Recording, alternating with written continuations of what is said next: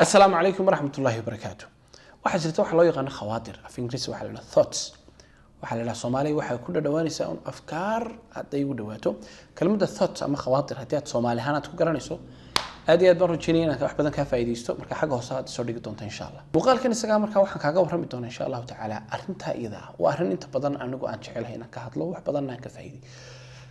khawaatir waxa loo yaqaan waa afkaarta kugu soo dhacda markaad wadada maraysid ama jidka aad maraysid ama wada aan tii hore ahayn aad mari jirtay aad marto ama aad bas raacdo dad fara badan ay hadlaan ay wax kugu soo dhacaan ama aad lugaynayso ama aad ordayso ama aad xaflad ka qayb gashay ama aad faraxsan tahay ama aad nafiskatay ama aad waxba qabanin intaasiba waa marka kala duwan ee afkaarta iyo khawaatirku ay soo dhacaan marka fikradda marka kugu soo dhacda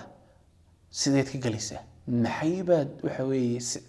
bay teenad samayso kow horta waxa muhiim ah inaad ogaato muhiim bay leedahay waxa loo yaqaano waxa weeye aan af Carabiga mar walba idhaahday khawaatirku ama thoughts ama afkaarta kugu soo dhacaysa aan ilaahdo afkaarta kadiska muhiim bay leedahay waxa la yiraahdaa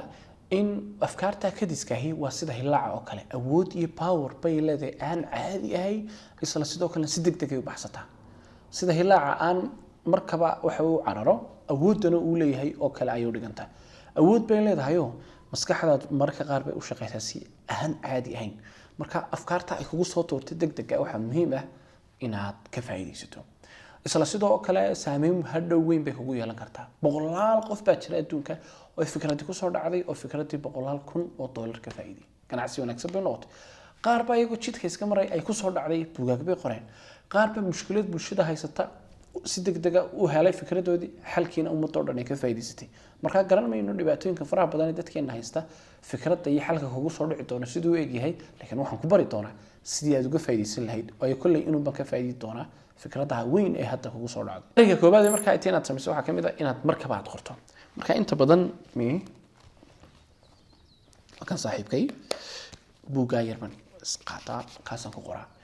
amaba mobilka kaasa inta badan dadku ay helayaan mobilka iPhone iyo la gaabas ka sita iPhone maha kaasan marka ku qoraa keep note mid la yiraahdo igu jira waxa muhiim ah inaad markaba aad qorto marka saa fikradu ay kugu soo dhacdo sida uma baahnid inaad hadalka qorxiso ila qorimaysid yani inta aragtay markaba ka gaarsi marka taas waa arrinka koobaad oo hadda ka fikir sida ugu wanaagsan oo qora sida noo dhigaa ciwaan ma u sameeyaa way cararaysaa markaba qor hadhow ka fikir marka taasina waa arrinka muhiimka